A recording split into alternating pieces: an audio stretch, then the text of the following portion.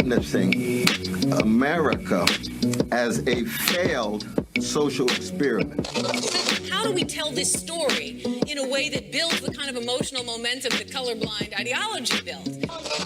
So many young brothers and sisters of the younger generation find themselves so far removed from the best of their past. What are we going to make out of the nothing we've been given? How do you envision possibility? Hey, everybody. Welcome to The Tightrope. I'm Trisha Rose, and I'm here with my dear friend and colleague, Dr. Cornel West. And we've been beginning more conversations about the virtues. Some of you may know we had an episode about courage, and we just started a conversation about integrity. So let's drop in on that conversation, and we hope you enjoy it, and we'll see you again soon. But you know what, Cornel? There's a book, there's a whole book in, reimagining Black musical, athletic, and other celebrities from the communities that created them. We're so busy imagining that LeBron is just LeBron. He reminds us he's from Akron, right? Other people from Cleveland, other people from Detroit, from, Gary, Indiana, right? And there are all of these really important communities that this one's across the street, this one looks after me, this one gets me lessons, this one takes me to basketball practice.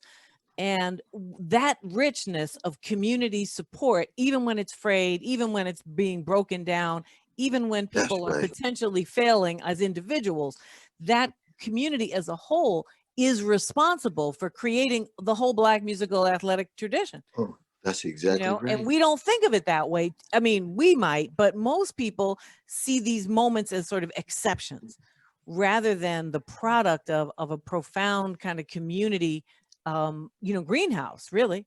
That's exactly, you couldn't speak more the truth. And a lot of the people are not known, right? They're not visible, right? But none of the greatness exists without their love and support. Nope, not at all. Yep, without I mean, their love and support. Yeah, people think, oh, well, here, let me just check out the Ohio Players, or let me just go check out the Gap Band. But it's like, well, what is the Gap Band? And what is the space of community that made that possible? The church community, the musical church, absolutely, the band community. That's so true. And so we really need to rewrite, because that severing is one of the erasures of Black people. That severing is one of the mechanisms where exceptional Blackness replaces and stands in for the extraordinary of the everyday. Ooh, that's rich. I hope this is being recorded right now, is it? It is. Because this is wisdom. This was eloquence, wisdom speaking. What I did, Sister Trisha, she's hitting all kind of nails on the head at the same time. Simultaneous nail hitting activity. That's a beautiful. It's so true. I mean, you know the story about Coltrane, right? When he was when he got to Philadelphia and he kept blowing his horn, so they pushed him out of the projects. The last day they're gonna push him out of the project. No, I don't know that story. An anonymous Black preacher came, knocked on the door, and slid the keys of the church under the door and told Mrs. Coltrane, tell that little Negro he can blow his horn anytime he wants in my church. He got the keys, and Coltrane blowing in the day and the night, because people trying to go to work, and he's blowing his horn, keeping everybody up at night. Yeah, so he would go to that church and just blow his head off all day and night and come back. And Coltrane said, I don't exist without that preacher. He didn't even know the name of the preacher. The preacher never gave him his name.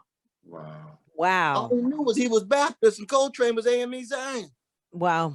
So he heard, he saw that discipline, he saw that investment in the right thing, he saw that creativity and said, let me make room for it. Let me make room. Coltrane's not just a blowing his horn by himself. He got something to say. He might end up putting out a love supreme to the world. And my little love gonna gonna be a precondition of him blowing a love supreme. That's right. And even if he doesn't do a love supreme, right? Because the gift wasn't the expectation of that minister was not that he would be the most extraordinary jazz, saxophone player in the modern world, but that he would be giving to his community instead of being a burden or having to be cared for, right? That he was in the midst of creating a positive way of being in the world and a fulfilling way of being. And if Love Supreme comes, that's gravy. That's actually Graven. Oh, that's so true. That's so, another example that hits me is Mr. Howard. Mr. Howard was the principal of the elementary school right outside of Daytona Beach in Florida, where the great Howard Thurman, the teacher of Martin Luther King Jr., one of the greatest intellectual spiritual figures of the 20th century, that his school only went up to the 7th grade.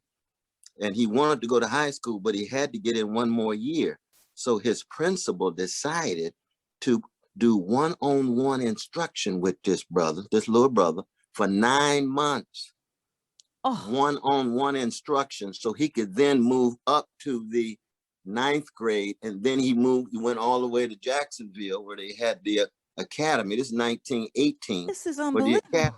And he goes then on to Morehouse, on to Colgate, on to Rochester Theological Seminary, becomes, the great professor at Morehouse, Boston University. And writing incredible books, Jesus and the Disinherited. Jesus and the Disinherited, the book that Martin Luther King Jr. carried around with him all it's incredible. His life, classic of 1949. That same Howard Thurman never forgot that Mr. Howard. That's unbelievable. But see, that's the thing, that kind of giving, it works best when it has nothing but good intentions, right? That it's not about, I'm going to do this because I'm going to get something. I'm doing this because this person needs it. And I see something in them, or they seem like it would make a difference if they had this opportunity, or this food, or this gift, or this space to blow their horn, or this instruction. But 9 months of a commitment. Now that's a commitment. One-on-one, way out in the country. 19 and actually he had to do a good enough job as the principal, who was now a homeschooling individual, to get this brother to the 9th grade, right? Because he had to vouch for the 8th grade. And he got to take a test in order to make sure that he then went to the academy. That's what I'm saying. Going up to Jacksonville. So he wasn't just a stopgap. He had to make sure this brother knew what he needed to know. That's exactly right. Now see, that's exactly what integrity at its highest level is. It comes from the Latin word integer, which means a certain quest for completeness, that you are wholly there in the moment, mobilizing all that is inside of you, all of your character, all of your charm, all of your charisma, all of the worst of you, all of the best of you is right there. You're not wearing a mask. You're not posing. You're not posturing. You're not acting like you somebody. You're not imitating somebody. You are free enough to be who you are, and then at the same time be open for a growth and development, so that there's a consistency throughout your life. People can see the concentration that's manifest, integrity in that way. Consistency, and see that it's nothing like it. It's nothing like it. Right. And why integrity is one of my favorite virtues, is because it's based on 3 things that are super important to me. One is honesty. Yes. The other is truth telling the truth, and commitment. Those 3 things are sort of part of the core and basis, the foundation of integrity, because integrity, as you say about, having, an integrated sense of self, requires that you know yourself, that you are consistent with yourself and with others. And that in order for you to know yourself properly, you have to be honest, as you said, to look at the ugly, the good, the in between, and to continue to tell the truth. It's not a fixed truth about oneself. Nobody's perfect, right? So it's sort of an overall character, right? Integrity is about capturing one's overall character. But for me, if you can be honest, trustworthy, and commit and have a strong commitment in action, there's really nothing else. To me, that's really, that's got all the virtues. Courage, courage all is cool, but integrity, I don't know. I don't think it can touch it. Integrity, it doesn't come better. The one thing I would add, and you tell me what you think, though, is that I think integrity in its most mature form always has a strong dose of humility that allows you to have a sense of humor about yourself. Because you can imagine someone having tremendous integrity, being so serious all the time, or somebody having integrity and not really being able to acknowledge their own radical shortcomings and be willing to laugh at them even as you work at them and trying to be a person with more integrity, because it's a process. Exactly. It's a process over time. No, Absolutely. I couldn't agree more. But to me, that ability to laugh at yourself only happens when you're willing to be truly honest with yourself. So that's already part of your conception of honesty. Huh? Oh, definitely. Because if you're being truly honest, then you're willing to say, man, look, this was idiotic. Look at this thing I did. This is the most ridiculous thing I could have ever thought. I don't know why I did this dumb junk. I don't know what I was thinking. You know, I should never have said this thing. I guess I was afraid of this, and that got me down this path I shouldn't have been going. It's not what you did only, it's how you're going to respond to what you did. Ooh, that's a powerful point. You know, there's a wonderful essay that Kierkegaard, the great Christian existential philosopher in the 19th century from Denmark, wrote right before he died. And he said, why isn't honesty a Christian virtue? And he says, I think that as much as I'm tied to the biblical text, because he was an iconoclastic Lutheran, he said, I think the Bible missed out on something. I think they should. It was faith, hope, and the greatest of these is love. Those are the three Christian cardinal virtues. He said, I think honesty should have been a part of it. Now, see, when you come out of the block so strong on honesty and then connect the two, commitment and that I think you're on to something crucial that Kierkegaard was actually yearning for, that you begin as your major priority when it comes to the virtues. Yeah, for me, why I like integrity is because, you know, it means that people can trust you because you're going to tell the truth, even if it's not what is going to benefit you at that moment. And it allows you to connect to the community, right? Because it's their commitment, right? Commitment is to something else. That's right. Some outside. So integrity, you know, for me, honesty is a subset. Because, you know, look, honesty has to be put in context. Now, if somebody's asked me, it's a classic situation where they always joke, a partner says, "Did these pants make me look fat?" Be like, no, you know, we're gonna just lie, right? Because nobody really wants to hear the truth. Tell me, be honest, and everybody knows, no, don't be honest. But when you put that kind of honesty in the context of something more meaningful, right, that you're gonna make it so that somebody can trust you, right, and it really matters. Now you're talking about something it feels like is more systematic. I mean, that notion of integration, which I think is also really interesting to think about integration, right, as a historical phenomenon in relationship to integrity, right, sharing a core context. But integrity, it feels like it has more to negotiate. There's more at political stake. Straight honesty can be without integrity, right? So, you know, Ted Cruz can go to the border and tell the truth in a moment about the border situation, but it's a statement without integrity. Because because the context itself. Right. No, that's so important. I mean, in the end, for me, it takes me back to my favorite notion of kenosis, which is that emptying of a self and giving of a self, a donating of a self, a sacrificing of a self. But you have to have a self of integrity to empty. Right. You see, this is what is so important about Holy Week, you know, for Christians, that when Jesus emptied himself by going to that temple and running out those money changers and knowing that that would lead toward his arrest and conviction and crucifixion, he already had to have a cultivated commitment, a cultivated honesty, and a cultivated sense of who he was as a self in order to be able to give that self. Right. Because kenosis without a deeper cultivated capacity could lead toward a whole lot of negative things. Yeah, I'm a gangster and this is who I am and I'm going to be a gangster all the time and I'm going to be emptying out my gangsterism. Well, that's not the kind of kenosis we talking about. You know what I mean? That was not the kenosis we had in mind. That exactly. So this is perfect, Cornell, because what I was going to ask you about was your feelings about one of the two intuitions around integrity, which was a more personal framework, which is the relation of parts within us to each other, right? Right. So how do the different facets of who we are integrate, and do they create integration? And then what I was going to ask you was, whether or not you felt that society can produce a lack of integration, right? Which is that gangster kenosis you were describing. If you starve people, then they're more likely to not behave with integrity because they're starving, either literally, psychologically, socially, spiritually, whatever it is.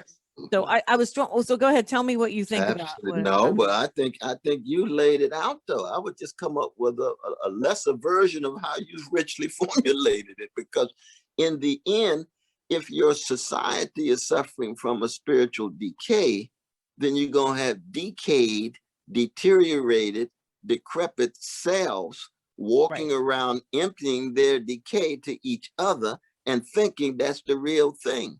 Right. Thinking that that is a real self, that as opposed to a self that needs to undergo change, transformation, because all of us have decay inside of us. All of us have decrepitude inside of us. But it's a matter of trying to get a hold on it and come up with something deeper and richer and more compassionate, more critical, more courageous, more open, more complicated, and so forth. And so that I think it works on an existential level, which is always a self. I mean, you're born alone, even if you got twins and triplets and things, you still have your little moment when you make your entree in space and time. That's yours. That's just your time. That's just your moment. And then you're going to die alone. You ain't going to be all of y'all in the coffin together. I know certain lovers like being, we're going to be buried together. Our bones going to be intertwined and it's going to be nice down there with the worms. And then I appreciate that. I appreciate that. Love is a beautiful thing, even in the grave. But in the end, you're dying by yourself. So that moment is a one-person moment. It's a one-person moment, You got people like Virginia Woolf and Chekhov and Beckett who say over and over again that the failure in communication, the failure in connection, and the failure of empathy, even in relationships, means that one can be highly lonely in one's own relationships, because it's hard for another self to fully understand and grasp another self. Right. And that's one reason why relationships are processes. Right. Because we're all going through different stages in that way, but there's still something about one's own self that one has inside of oneself that is not thoroughly and fully shared even with the closest person. That's so true. And all of it is not necessarily aware to us, right? We're not fully aware of all the pieces we have in ourselves, no matter how much introspection we do. But that's a very deep point. So no matter how transparent we think we are with ourselves, right, there's something still hidden. Right. So honesty is not a standard that you perfectly achieve. That's right. It's an aspiration. Something you approximate and the yearning and it's over time. Actually, all three of those things. Commitment is about behavior of reliability over time. Over time. That people can measure. And that's honesty is a practice that has to be consistent and it's aimed at for it to matter. Because if I tell you the truth only at Tuesdays at 4:30, that's not going to do anybody any good for the rest of the week. And then the same thing's true for trust, right? If you know that game you play where you fall back into the arms of other people. I was not very good at this as a child for reasons we don't need to go into. But that's a tough challenge, though. All it takes is one group to let you hit your head. Yeah, that's right. You never have a fear. Have a deep trust. Isn't that the truth? For a long time. So when you think about how much practice you have to exhibit for trust to be, relevant to integrity, right? That takes a lot of repetition. So all three of those are practices of repetition aimed at, higher levels of perfection that we're all going to fail at. We're not going to be perfectly trustworthy all the time. We're not going to tell the absolute truth and be fully honest either, because we know or don't know what the truth is all the time. And we're not going to be committed in the way we might promise all the time. But integrity is about aspiring to those things. And that is the definition of greatness, because you can't do that without love. You can't do that without a certain kind of hope. Right. You can't do that without a certain kind of faith. It doesn't have to be a religious faith, but it could be a secular faith. But you remember that line, James Brown, and there it is, when he said, stand in the show enough. Stand in the show enough. Yep. Stand in the show enough. There's another line that Luther Vandross has in Once You Know How. He said, it's a show enough thing. Oh, yeah. Once you experience it, you never forget it. See, that show enough is that instance of a certain kind of integrity that makes your own self-reliant. It's like Emerson's self-reliance, self-trust, self-belief. It's a self-confidence, not a self-perfection, because it's a process that's undergoing. But James said, you staying in the show enough. We don't have enough folks staying in the show enough, let alone Black folks staying in the show enough.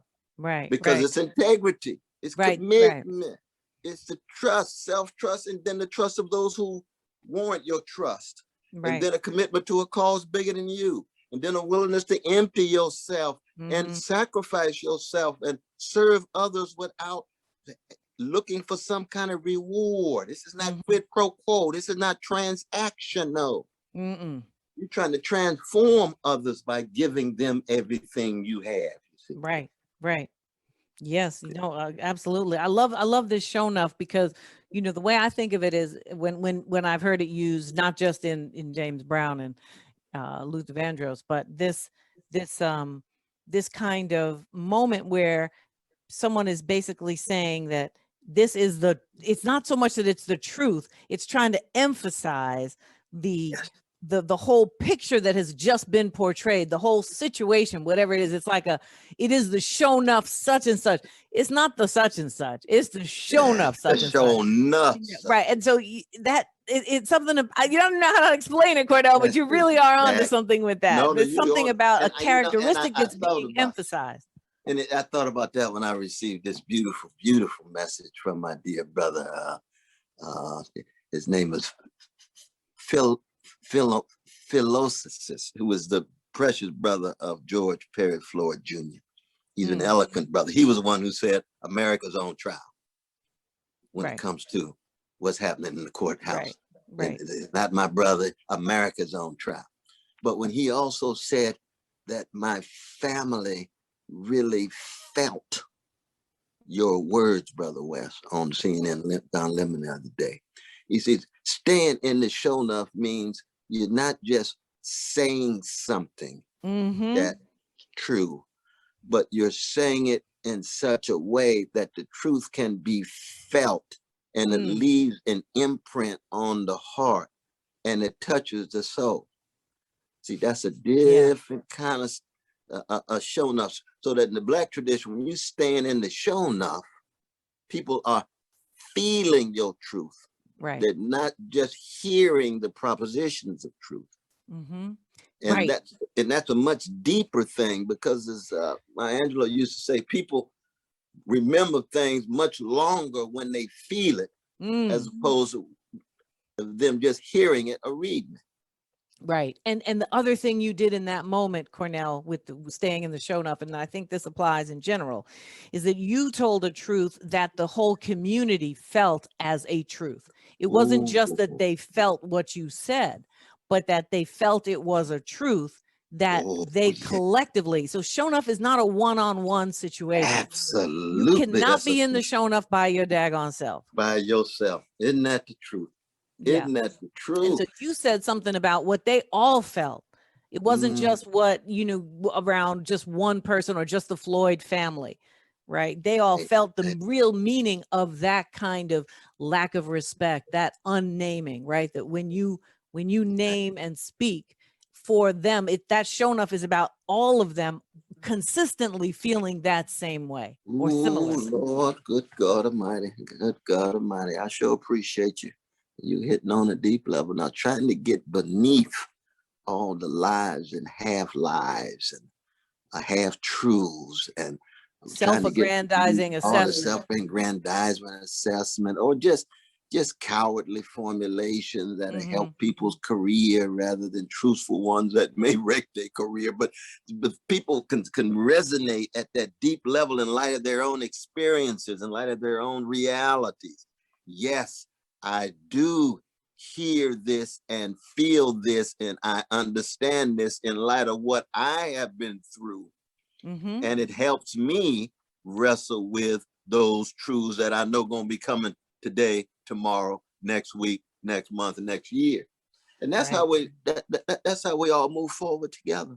That's right. That's exactly how we move forward together, with integrity being one of the most fundamental and elemental virtues tied to all these different dimensions that you have laid out so beautifully, Sister Tricia.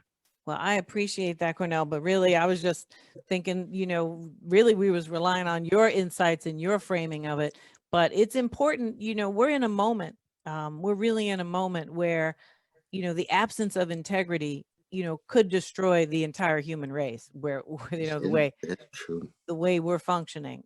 People just lying about the demise of humanity as it's racing toward its own extinction, let alone the extinction of so much else life on Earth. That there has to be a way to bring this back. It's not just a political matter. This isn't a congressional matter. This isn't a White House matter. They're just I don't even know how we restore that value, right? That behavioral framework. But I think it's probably the most. It's more important than courage overall to me so far. Well, the thing is, though, but courage is still the enabling virtue, because without courage, all the integrity in the world is still abstract. You'll never be able to execute it and enact it. You know what I mean? Right. So courage is the fuel for the rocket of integrity. Oh, that's beautiful.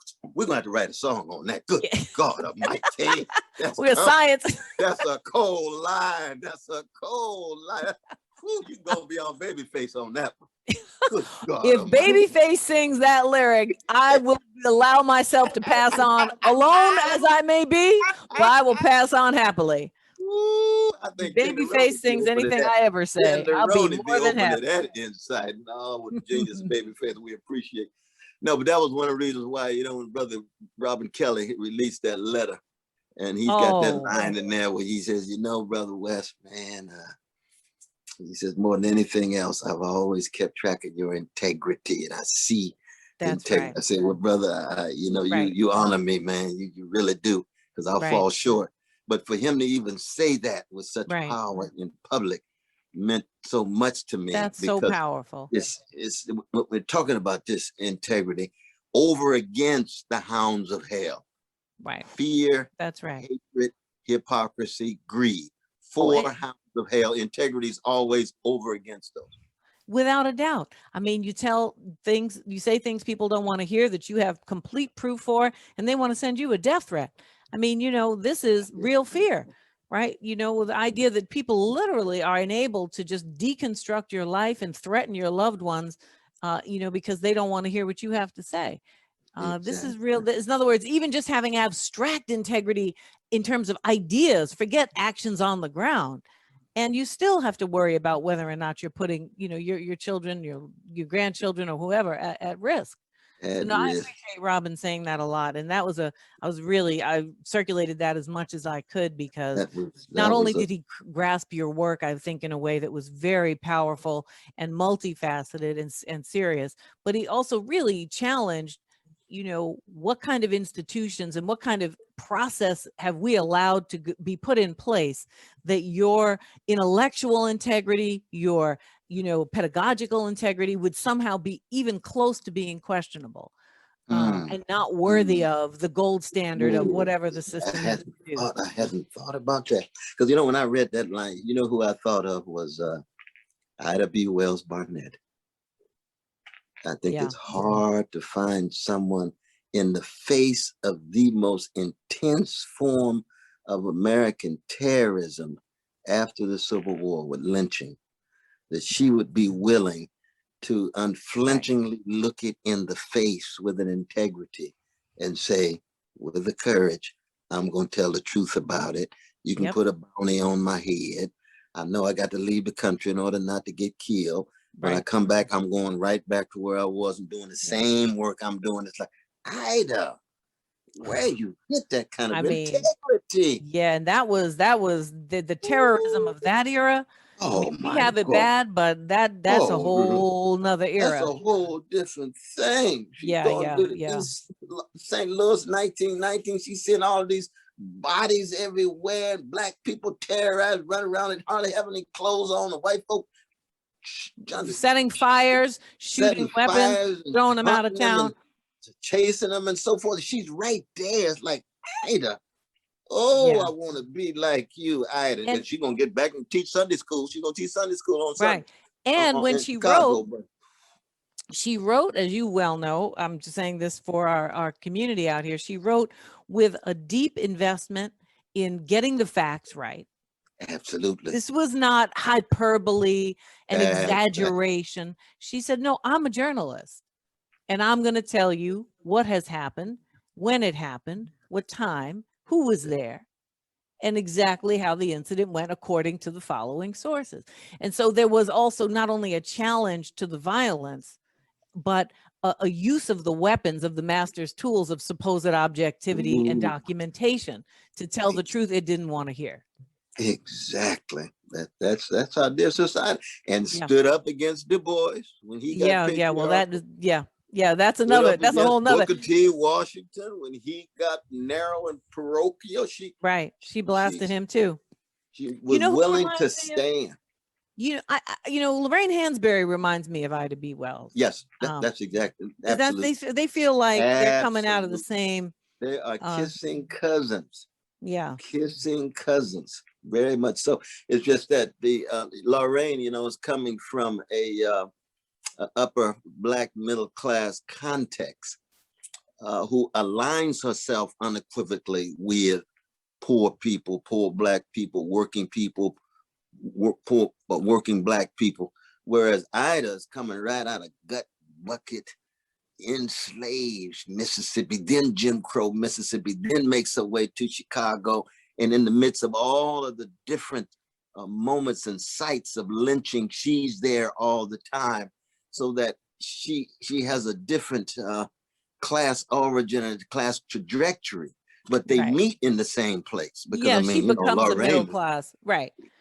she becomes middle class in her own way, with the founder of the Black Women's Clubs and so forth, that Mhm. she also gets pushed out of, even though she founds it. I Mhm. mean, That wouldn't be the first time that happened to us, would it, Cornell? You read Crusader for Justice, her autobiography, it brings tears to your eyes. But she Mm. held on to the end. And Lorraine held on with integrity, telling the truth about working people, Right. critiques of capitalism, critiques of imperialism, stands with Paul Robeson when Right. most of the Black middle class leadership was going in a different direction. Both Right. of those two sisters, two human beings, two freedom fighters, are as great an examples of integrity as one that we can come up with when you That's right. think about it. And that involved, self-critique, critique of Yes. Black people, and a That's right. challenge, right, to white supremacy all at the same time. I don't have to tell you all Black people are perfect, Lorraine said, That's in right. order to tell you that you've treated all Black people unfairly, right? They don't have to be perfect to be worthy of your treatment. So, she was, I think that's true, that they're exemplars of integrity. I'm glad That's you wonderful raised that Ida. you would come up with Lorraine and Ida like that. They are so You came up similar. with Ida. I just added Lorraine. That was why that's why we're a team, Cornell. Well, it's so good to hear you and to see you and to think about these virtue laden questions in this moment. I hope our audience likes it. I know courage was very popular. People really wanted to really chew on that, because we all know we're looking for ways to be, courageous and useful out here, many of us, and trying to keep the integrity high. We need as many people doing that as we need doing anything else. So I'm glad we were here to share our views on it. It's always such a delight to talk with you, Cornell. It's like a miracle. It's a beautiful thing. Well, you exemplify a level of courage and integrity and a lot of other wonderful things. And I'm always blessed to be in conversation with you. Well, thank you for the love. I love you dearly and appreciate that. So, you got all the virtues up your sleeve, even though it's got a French cuff on it, you still got room to have some virtues up in there. Okay. So they're all up in there, Cornell.